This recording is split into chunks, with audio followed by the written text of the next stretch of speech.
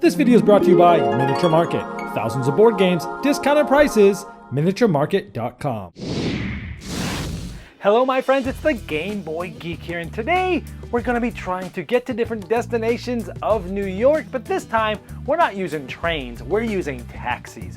Today we're going to be taking a look at Ticket to Ride New York. This is the latest in the Ticket to Ride series. This is sort of a beginner introduction version. It only takes, I'd say, 10 to 15 minutes to play. Plays 2 to 4 players. Let me show you how it works. I'll see you on the other side.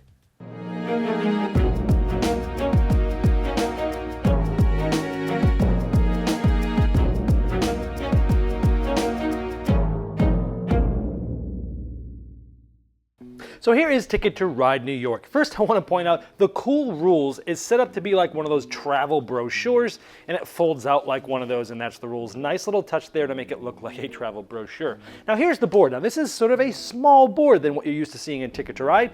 Just for scale purposes, I have about an average size hand, and my hand takes up about half the board, so that should give you some skills how big this board is.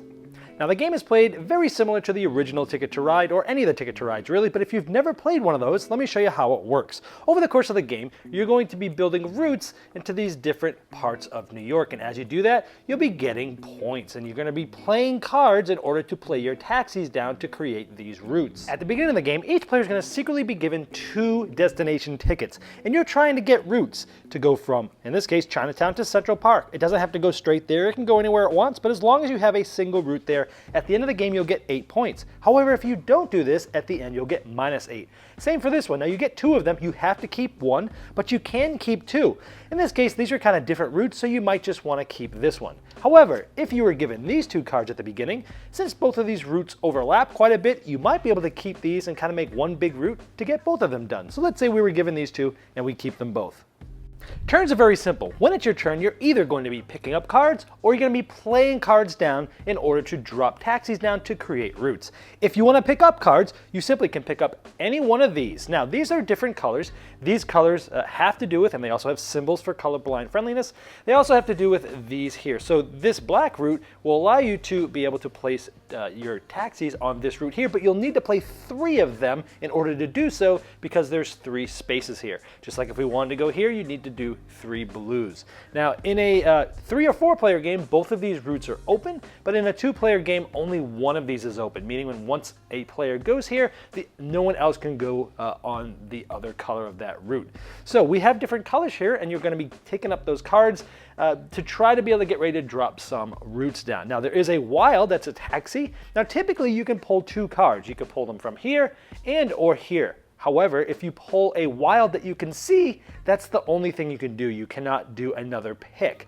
So let's just take a black, and when you take one, it actually gets replaced just like that. And now that I've taken one face up, I cannot take this one, because if you take a wild, that's the only thing you can do on your turn. Let's say I don't want any of these, I'll take this. Now everyone actually starts with 2 cards at the beginning of the game. So it'd be the next player's turn. Let's say it comes back around to me.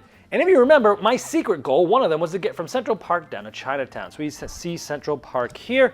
So on my turn, instead of picking up cards, I can play cards. So I'm going to take 2 of these and put them in the discard pile.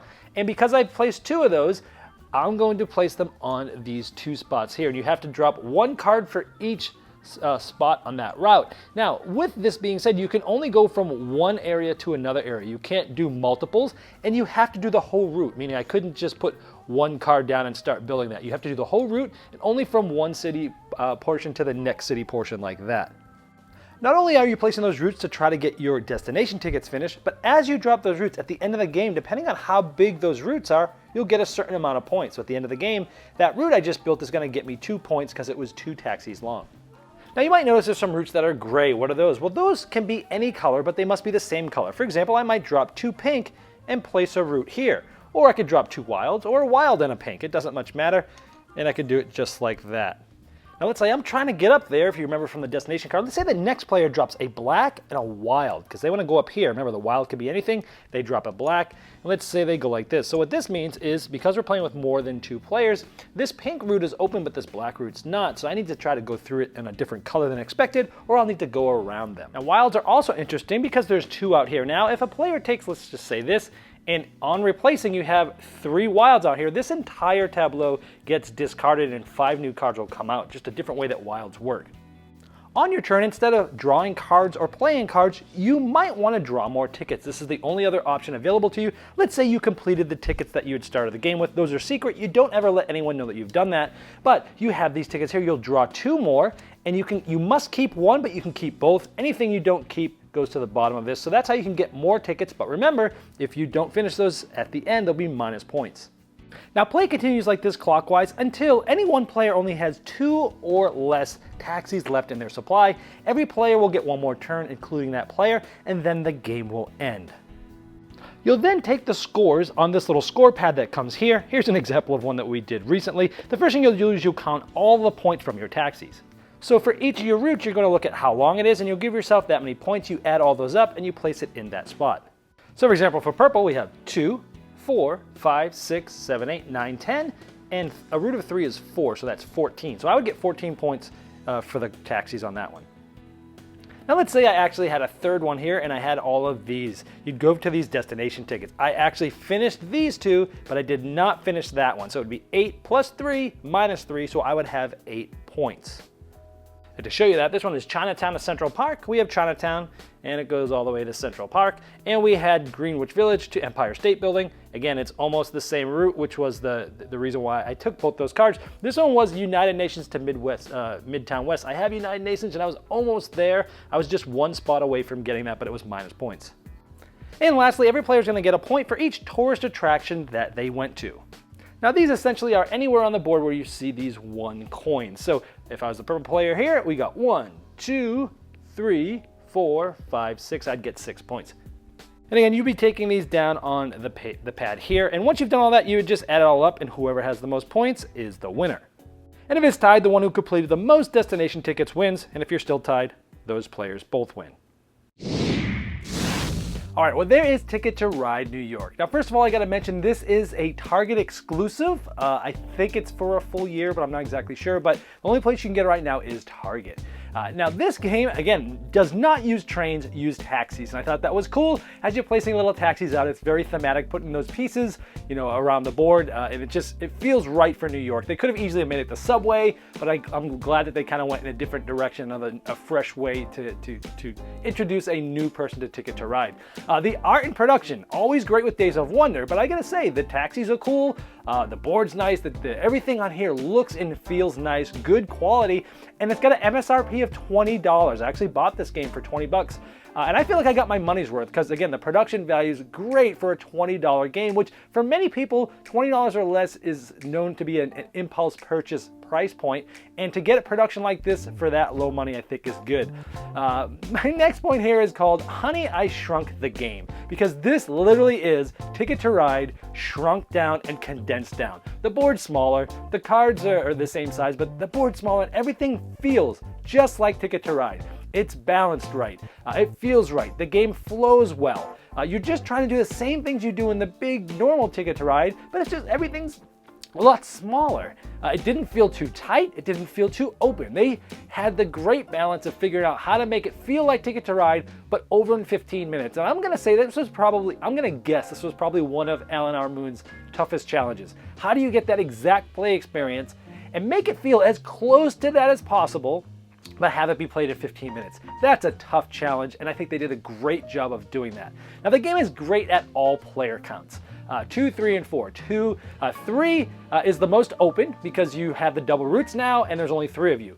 2, there's no double roots, and so it's pretty tight because once someone goes there, it's closed off. And 4 is also very tight because you can use double roots, but there's an additional player there from 3 players. So 2 and 4 are tighter than 3. 3 is the most open, but all of them feel very good, very balanced. And again, I can't tip my hat enough of how good of a job they did with this. I think this is a great introduction to modern board gaming, because you may have heard me say before that Ticket to Ride is my favorite gateway game. That's my favorite game that I love to put in front of people that have not seen any of these games, these new modern games, because I love the game. I think it's great. It's puzzly. It's different every time, but the people, it's easy to learn. And so Ticket to Ride is always my favorite, but this I'm going to say is the best intro. If you don't want to, sometimes we think Ticket to Ride is a great thing, as I've used in the past, but some people it might still be a little intimidating. You pull out this big 6-panel board, you've got all these trains and pieces, 45 things and cards, and people get intimidated by that. With this, you can pull out this tiny little board and these little cards and go, this is 10 minutes, let's play it. And most likely they're gonna like it and they say, okay, good, well, let's play the original game. And they can get right into it. So I'm calling this a gateway to the gateway, a miniature gate, if you will, because 2-player game, I've played this game in 8 minutes. 4-player game takes up to 20. 3-player game is about 15 minutes. You could probably play a 4-player game in 15 minutes if everyone has played Ticket to Ride before. But again, an 8-minute 2-player game that feels like Ticket to Ride, wow, pretty cool to introduce people to the game. Now, on the negative side, because it's so short, luck can make or break the game much more than the full version. You know, you go for a ticket late, if you don't get it, well, it's really bad because, you know, everything's smaller and condensed. So any mistakes you make or any luck that is inherently in the game because it's a card game is just more magnified. But the game's only 10 or 15 minutes, so it doesn't really matter. If one bad card draw or one person cutting you off ended up pretty much ruining the game for you or making you lose the game, who cares? It's just 10 or 15 minutes, play it again. So yes, the game is more apt to luck. Yes, it's a little bit lighter than the other one, meaning, you know, you're just going for the cards and then maybe those little tourist stops, which is a cool thing too. But overall, I think they did a great job, did what they were trying to do, which was take Ticket to Ride, shrink it down, but give it the same feeling. I think they did an excellent job. And so I'm gonna be keeping this in my gaming library to help bring more people into this hobby. So let's give it a saxophone serenade.